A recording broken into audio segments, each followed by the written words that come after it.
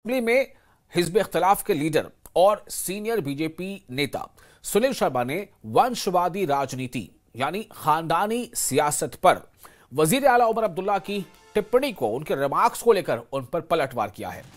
जम्मू में न्यूज 18 से एक्सक्लूसिव बातचीत में सुनील शर्मा ने कहा कि उमर अब्दुल्ला को बीजेपी पर उंगली उठाने का कोई हक नहीं है, क्योंकि वो खानदानी सियासत और परिवारवाद की असली अलामत है। नेता विपक्ष ने कहा कि हर कोई जानता है कि डॉक्टर फारूक अब्दुल्ला के कार्यकाल के बाद नेशनल कॉन्फ्रेंस का सदर कौन होगा, लेकिन किसी को भी इस बारे में कोई जानकारी नहीं है कि सत शर्मा के कार्यकाल के बाद बीजेपी का सदर कौन होगा। अब जीत की हम पूरी कोशिश लगाए बैठे हैं। एक हमारी अपनी सीट थी, एक सीट में हम साल पर पहले हारे, लेकिन उम्मीद करते हैं कि इस बार नगरोटा में भी हमारी परफॉर्मेंस ठीक रहेगी, क्योंकि बीजेपी ने एक चीज तो साबित कर दिया, जो मैं बार बार कहता हूं, बीजेपी को खानदानी राज से कोई इख्तलाफात नहीं है। उनको खानदानी राज बिल्कुल पसंद है, लेकिन सिर्फ अपने खानदान। जो खानदान बीजेपी के खिलाफ हैं, उनको खानदानी राज सिर्फ उनमें नजर आती है, और ये शुक्र है नगरोटा में दोबारा साबित हुआ। पहले इस बात पर तो मैं खुश हूं, कम से कम उन्होंने मान लिया कि वो परिवारवाद का प्रोडक्ट है।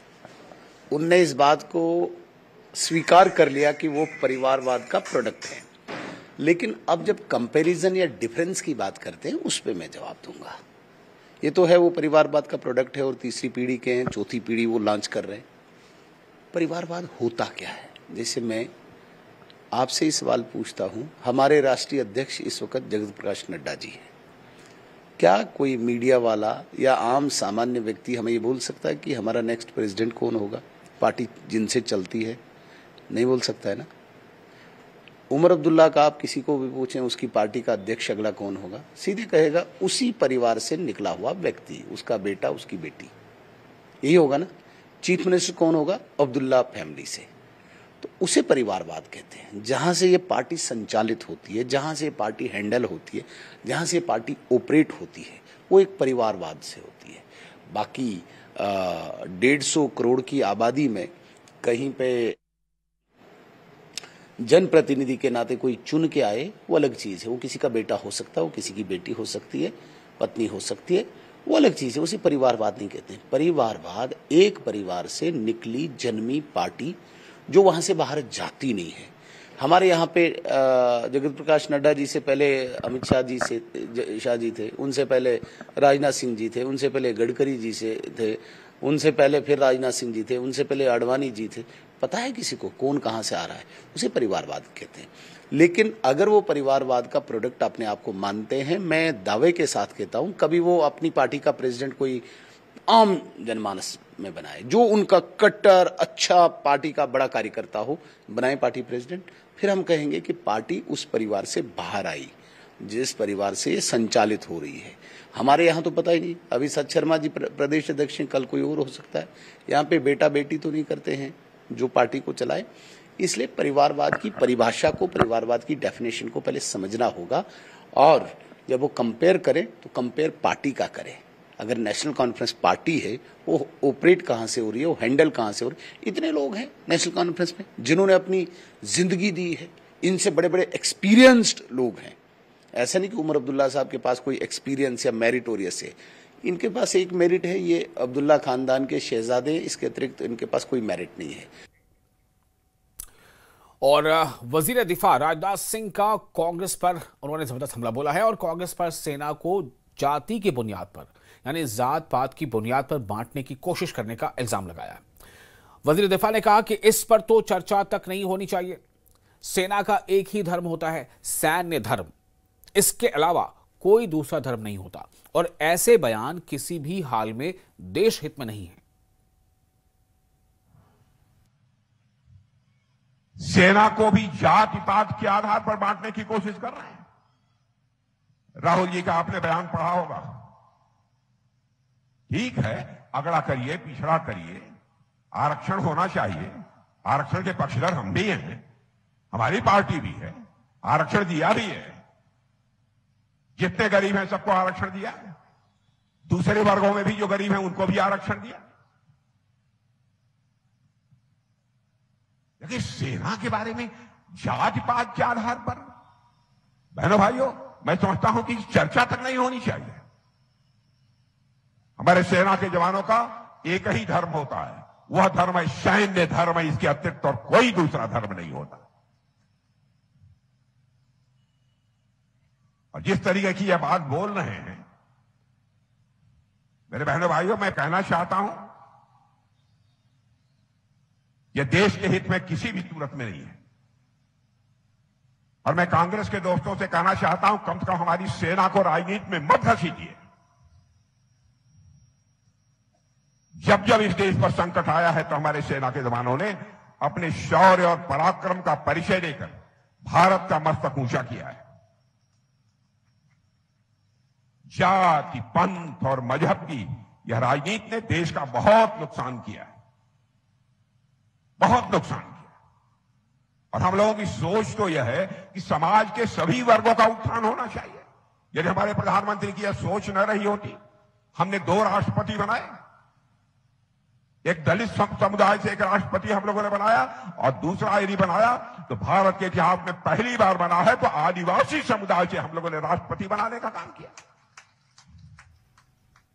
हम समाज के सभी वर्गों को साथ लेकर चलना चाहते हैं। जाति, पंथ और मजहब के आधार पर हम कोई भेदभाव नहीं करना चाहते। और आपको बता दें कि जल शक्ति विभाग के मंत्री जावेद राणा ने कहा कि आगा रोहुल्ला को नाराजगी छोड़कर पार्टी के लिए काम करना चाहिए। उन्होंने कहा कि वो पार्टी के सांसद हैं, मेंबर पार्लियामेंट हैं और उनको नाराज ना होकर पार्टी के लिए काम करना चाहिए।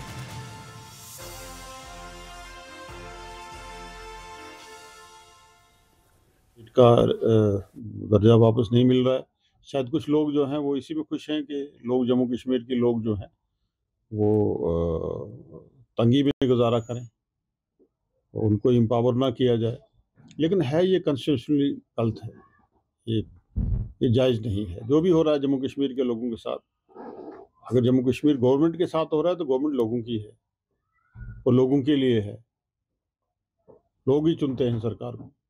तो अगर गवर्नमेंट के साथ अगर हमें एम्पावर नहीं किया जाता तो वो इसलिए नहीं किया जाता कि अगर जम्मू कश्मीर को स्टेट का दर्जा देंगे, स्टेट गवर्नमेंट को एम्पावर करेंगे, लोगों के काम होंगे। लिहाजा एक रुकावट है। रूवाला साहब को यहाँ आज वो मेंबर पार्लियामेंट हैं, रूवाला साहब को अपना काम करना चाहिए, तंजीम का, पार्टी का काम करना चाहिए। नाराज़गी का तो मुझे कोई लगता नहीं किस चीज़ की नाराज़गी है। रूवाला साहब को भी ऑफर किया था कि आप इलेक्शन लड़ें, इलेक्शन भी नहीं लड़ा उन्होंने। मेंबर पार्लियामेंट हैं और तंजीम के मैंडेट पे बने हुए हैं और रूवाला साहब संजीदा आदमी हैं, एक सियासी सोच रखने वाले हैं। तो मुझे उम्मीद है कि वो तंजीम के डिसिप्लिन को ओबे करेंगे और तंजीम के लिए काम कर रहे होंगे। और बडगाम में बीजेपी की तरफ से न्यू बस स्टैंड बडगाम में एक विशाल जनसभा आयोजित की गई है, जिसमें राज्यसभा सांसद गुलाम अली खटाना और बीजेपी के वरिष्ठ नेता रविंद्र रैना सहित कई नेता मौजूद रहे। इस दौरान पार्टी कार्यकर्ताओं और समर्थकों की भारी भीड़ भी देखने को मिली। इस दौरान गुलाम अली खटाना और रविंद्र रैना ने अपने संबोधन में नेशनल कॉन्फ्रेंस पर तीखा हमला बोला और कहा कि ये लोग आवाम की खिदमत नहीं बल्कि अपनी ऐशो आराम की सियासत कर रहे हैं। उन्होंने कहा कि नेशनल कॉन्फ्रेंस ने आवाम से वादे तो बहुत किए लेकिन एक भी वादा पूरा नहीं किया।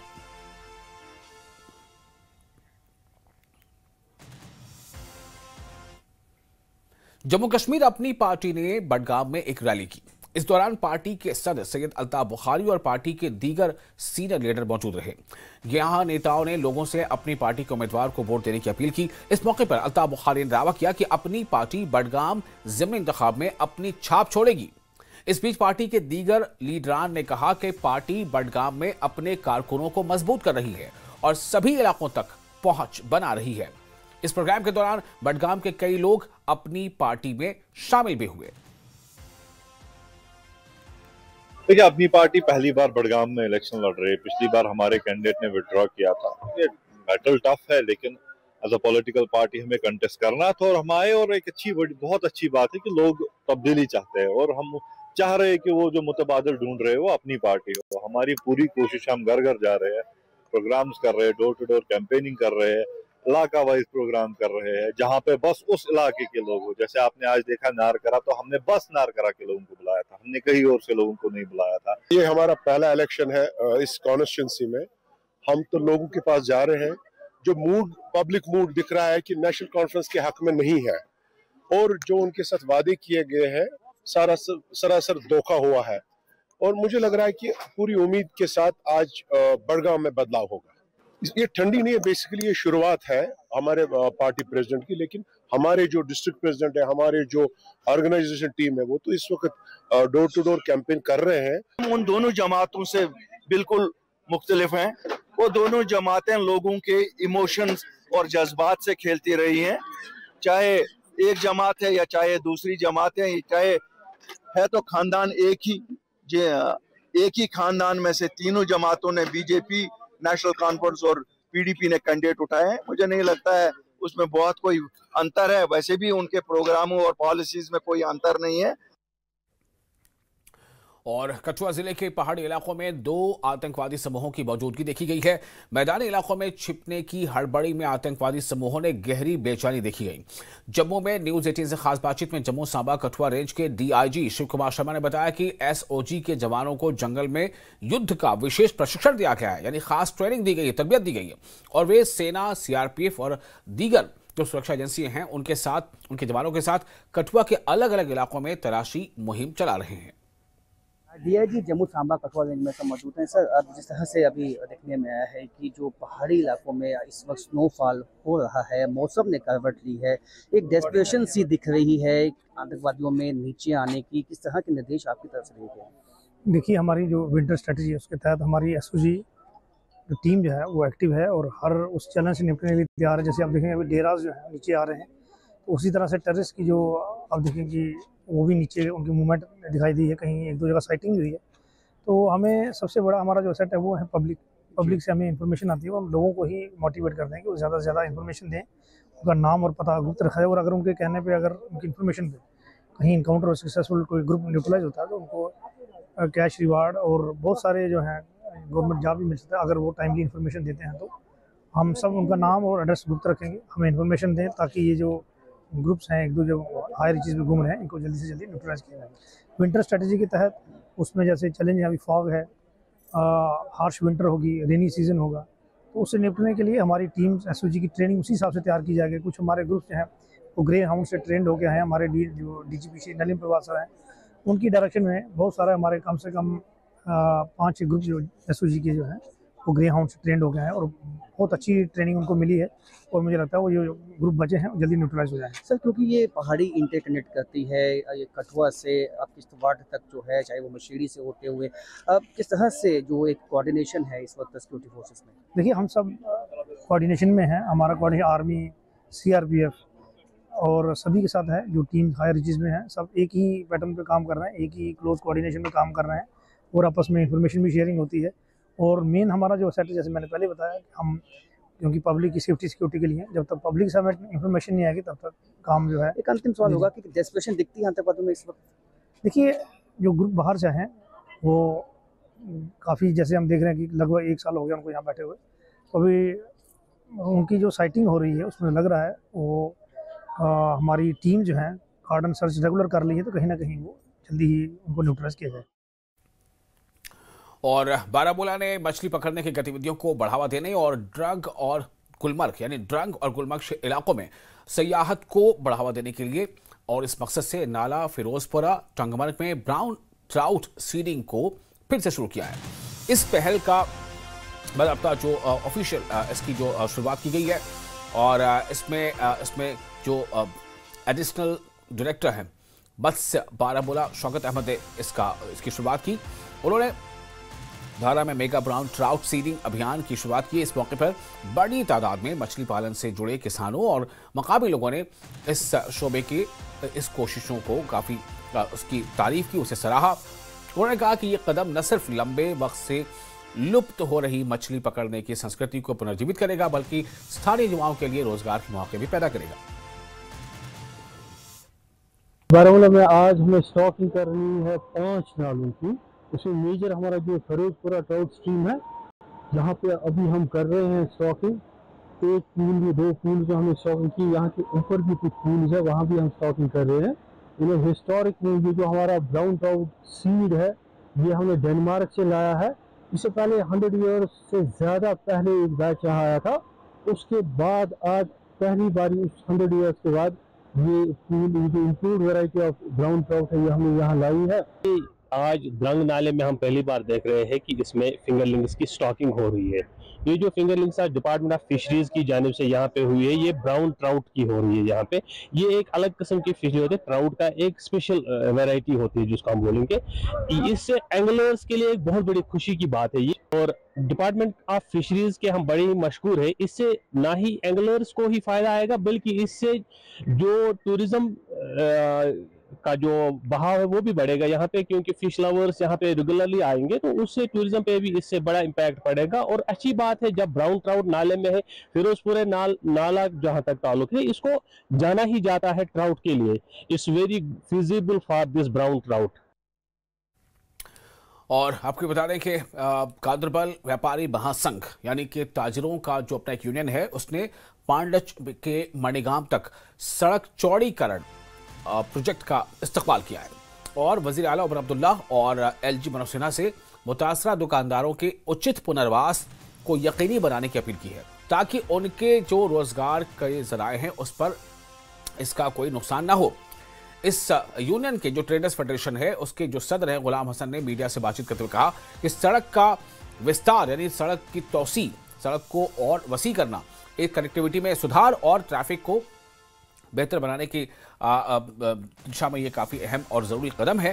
उन्होंने सरकार से विस्थापित विक्रेताओं को उचित रूप से स्थानांतरित करने का आग्रह किया, यानी कि जो भी दुकानदारों की जिनके दुकान यहाँ से टूटे फूटे चूँकि सड़क को तोसी कर उन्हें बेहतर जगह पर फिर से उन्हें दुकानें दी जाए, अलॉट की जाए, और ताकि उनके कम करने के लिए हॉस्पिटल रोड पर लगे चिनार के पेड़ों को हटाने की भी उन्होंने मांग की है। ट्रेडर्स फेडरेशन ने एक प्रेस कॉन्फ्रेंस बुलाई, जिसका मुद्दा मकसद ये है कि जो रोड वाइडनिंग पांडे से लेकर मणिगाम तक 4 लाइन रोड आ रहे हैं नेशनल हाईवे अथॉरिटी की तरफ से, हम उसको खुश आमदीद करते हैं। शुक्रिया करते हैं गवर्नमेंट को कि उन्होंने 50 साल का पुराना ख्वाब गांधरबल के आवाम का, गांधरबल के ट्रेडरों का पूरा किया आज। इसके साथ साथ हमारी कुछ डिमांड्स है, जो ट्रेडर्स गांधरबल में इससे प्रॉब्लम में आ रहे हैं, जो इससे रोड वाइडनिंग के हवाले से मुतासिर हो रहे हैं, उनकी बाज़ाबादकारी, किसी जगह इनको कोई शॉपिंग मॉल बनाए, शॉपिंग कम्प्लेक्स बनाए, ताकि ये दुकानदार जो इसमें डिसलोकेटेड हो रहे हैं उनको शिफ्ट किया जाएगा। और फिलहाल एक छोटा सा ब्रेक लेते हैं, ब्रेक के बाद खबरों का सिलसिला जारी रहेगा। बने रहे न्यूज़ 18 के साथ, मैं हूं विशाल।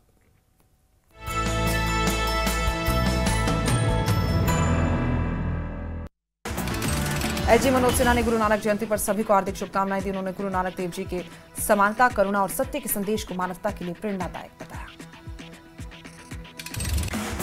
मुख्यमंत्री उमर अब्दुल्ला ने गुरु नानक देव जी की जयंती पर बधाई दी। उन्होंने उनके सत्य, विनम्रता और सेवा के संदेश को पीढ़ियों के लिए प्रेरणा स्रोत बताया।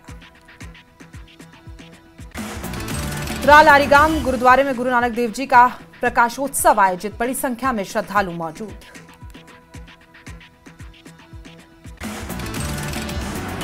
श्रीनगर में गुरु नानक देव जी का प्रकाश पर्व बड़ी श्रद्धा के साथ मनाया गया।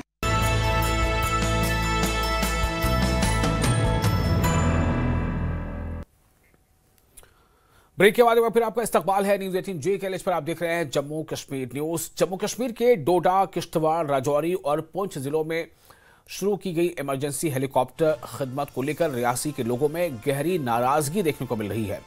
लोगों का कहना है कि रियासी जिला भी राजौरी से सटा हुआ पहाड़ी इलाका है, जहां कई दूर दराज गांव में आज भी मरीजों को चारपाई पर उठाकर सड़क तक ले जाना पड़ता है, लेकिन फिर भी इस खिदमत में रियासी को शामिल नहीं किया गया। आखिर क्यों?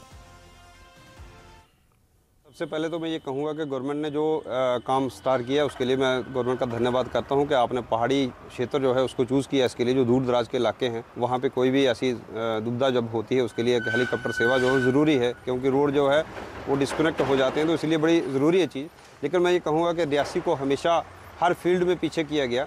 चाहे वो ये हेलीकॉप्टर सेवा हो या उससे पहले जितने बाकी जैसे एसटी स्टेटस जो था वो दिया गया। तो मैं ये कहूँगा कि किसी जात के ऊपर या किसी एरिया के ऊपर नहीं, उसके हालात को देखते हुए ये होना चाहिए कि अगर ये पहाड़ी क्षेत्र बाकी हैं, जैसे पुंछ रजौरी अगर पहाड़ी हैं तो क्या रियासी में पहाड़ी नहीं है? कल जो बारिश हुई अब उन इलाकों में बर्फबारी हो चुकी है। बमा के कोई बड़े इलाके साड़ी सुड़ी में हुई है, वहाँ तो रोड कनेक्टिविटी भी नहीं है। तो अगर उनको दी गई तो क्यों नहीं हमारे एडमिनिस्ट्रेशन और हमारे जो लीडर्स हैं इन्होंने रियासी की आवाज़ क्यों नहीं उठाई? हमारे यहाँ पे लोग आज भी 4 पाइयों पे लेते हैं। वहाँ का वो गरीब अगर वो यहाँ से सीधा जम्मू रेफर के लिए नॉर्मल किराया रखा है, तो अगर यही फैसिलिटी रियासी को मिली होती आज हमारे लोग भी खुश होते। लेकिन हमारी बदकिस्मती ये है कि हमारा यहाँ पे तो कोई बोलने वाला नहीं है।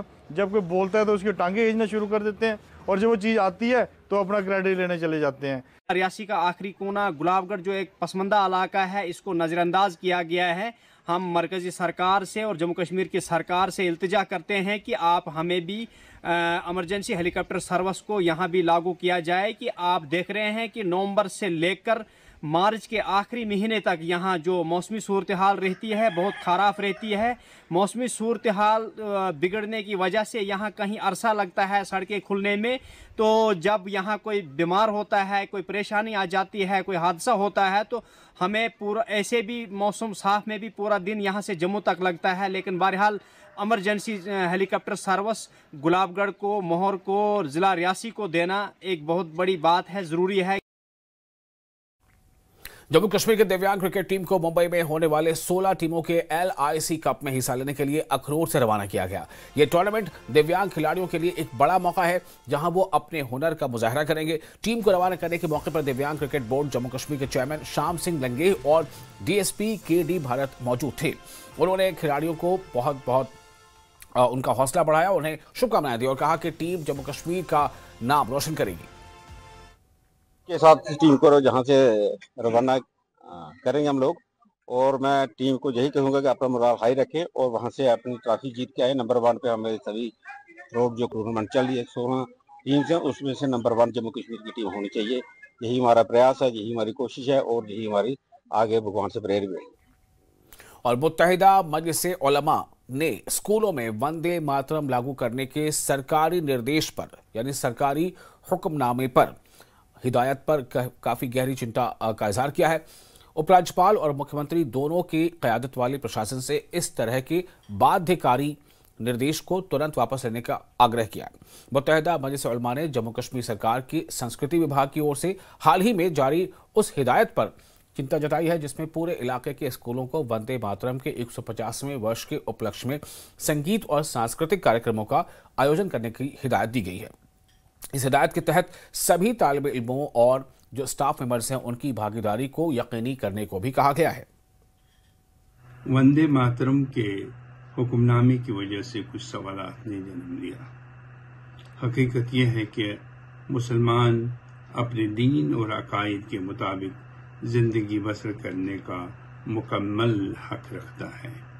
जमहूरी मुल्क के कवानीन का इतलाक सिर्फ इस हद तक काबिल कबूल है जो कवानीन मजहब और अकायद के बरखिलाफ न हो। वतन से मोहब्बत करना कोई जुर्म नहीं, मगर इसकी आड़ में नफरतों को फैलाना, भाईचारे की फिजा को दरहम बरहम करना, ऐसे हालात पैदा करना जो बुनियादी अकायद से मुतसादिम होते हों, नाकाबिल कबूल है। अगर दानिशगाहों को सिर्फ तालीमी और अखलाकी सरगर्मियों तक महदूद रखा जाए तो ये इंतहाई मुस्तहसन अमल होगा। दानिशगाहें तामीर अखलाक का अनमोल जरिया है जिनकी मदद से बाहमी दोस्ती, उखुवत, हमदर्दी का पैगाम आम किया जा सकता है। वंदे मातरम के पढ़ने या गाने से कोई मकसद पूरा नहीं हो सकता है। मेरी LG सरकार और वजीर आला से को इस गैर ज़रूरी हुक्मनामे को वापस लेने का मुतालबा है ताकि आवाम में किसी तरह का इंतशार पैदा न हो। और श्रीनगर में राष्ट्रीय राजमार्ग पर यातायात बहाल कर दिया गया है। गौरतलब है कि मंगल को अचानक हुई बर्फबारी के बाद दोनों तरफ से ट्रैफिक रोक दी गई थी। सीमा सड़क संगठन यानी BRO बॉर्डर रोड ऑर्गेनाइजेशन ने अब बर्फ हटाकर वाहनों की आवाजाही फिर से शुरू कर दी है। जो जिला गुमरी और मिनीमार्ग में इस वक्त लगभग 3 से 6 इंच तक बर्फ जमी हुई है।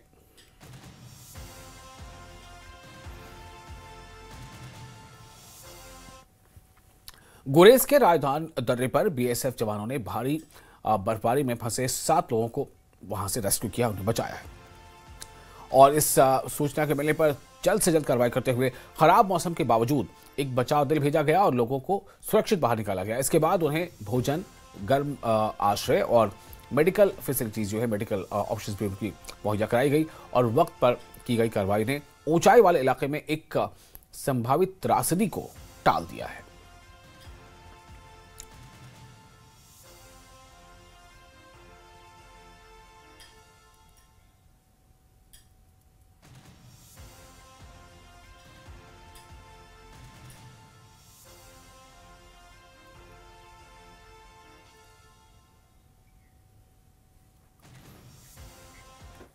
और पुंछ में जिला गुरुद्वारा प्रबंधक कमेटी की ओर से श्री गुरु नानक देव का 556वां प्रकाश उत्सव धूमधाम और श्रद्धा के साथ मनाया गया।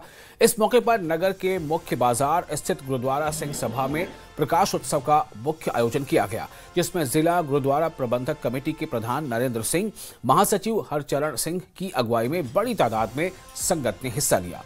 इस दौरान सर्वप्रथम पिछले 3 दिनों से जारी गुरु ग्रंथ साहब के अखंड पाठ का भोग लगाया गया। ਦਾ ਪ੍ਰਕਾਸ਼ ਪੁਰਬ ਬੜੀ ਹੀ ਧੂਮਧਾਮ ਦੇ ਨਾਲ ਸਾਰੇ ਵਿਸ਼ਵ ਦੇ ਅੰਦਰ ਮਨਾਇਆ ਜਾ ਰਿਹਾ ਹੈ।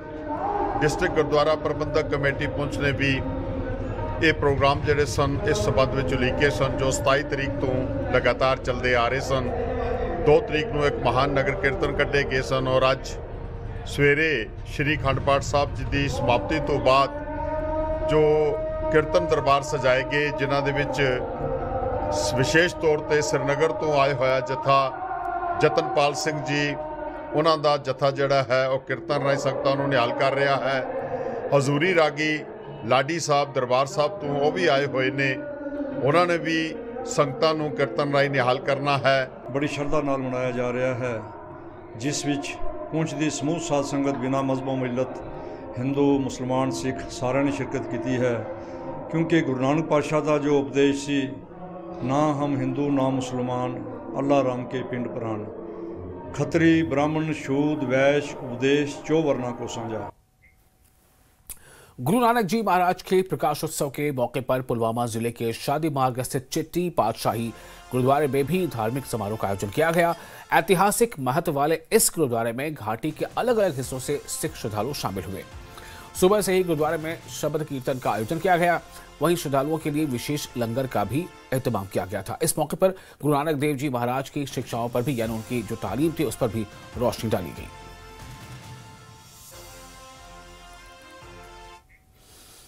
और लद्दाख में पहली लद्दाख केंद्र शासित प्रदेश खो खो चैंपियनशिप 2025 का लद्दाख विश्वविद्यालय करगिल परिसर में उद्घाटन हुआ। ये चैंपियनशिप लद्दाख खो खो एसोसिएशन की ओर से भारतीय खो खो महासंघ के तत्वाधान में और लद्दाख विश्वविद्यालय के सहयोग से आयोजित की जा रही है, जिसमें पूरे लद्दाख से कुल 15 टीमें अलग अलग श्रेणियों, सीनियर, जूनियर और सब जूनियर लड़की और लड़कियों दोनों भाग ले रही है।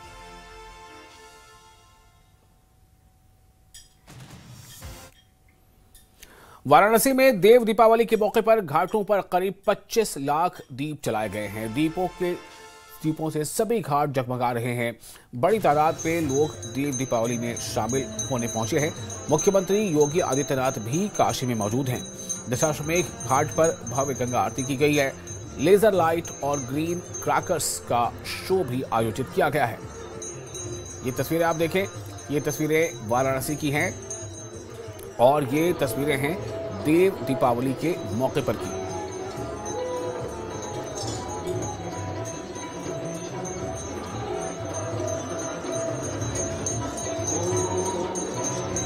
तो वाराणसी से ये बहुत ही जो नज़ारा है मनमोहक, ये आप देख पा रहे हैं, वाराणसी की तस्वीरें हैं। और जैसे कि अभी रिपोर्ट आ रही है, देव दीपावली के मौके पर घाटों पर करीब 25 लाख दीप जलाए गए हैं।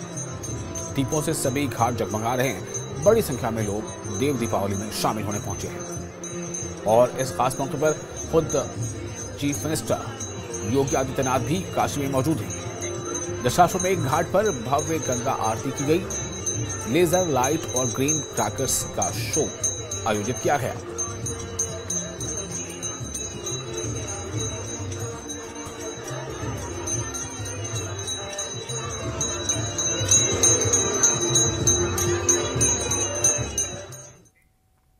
और इसके साथ ही इस बुलेटिन में फिलहाल इतना ही, लेकिन न्यूज़ 18 पर लगातार बड़ी और अहम खबरों का सिलसिला जारी रहेगा। आप बने रहे न्यूज़ 18 के साथ। मैं हूं विशाल।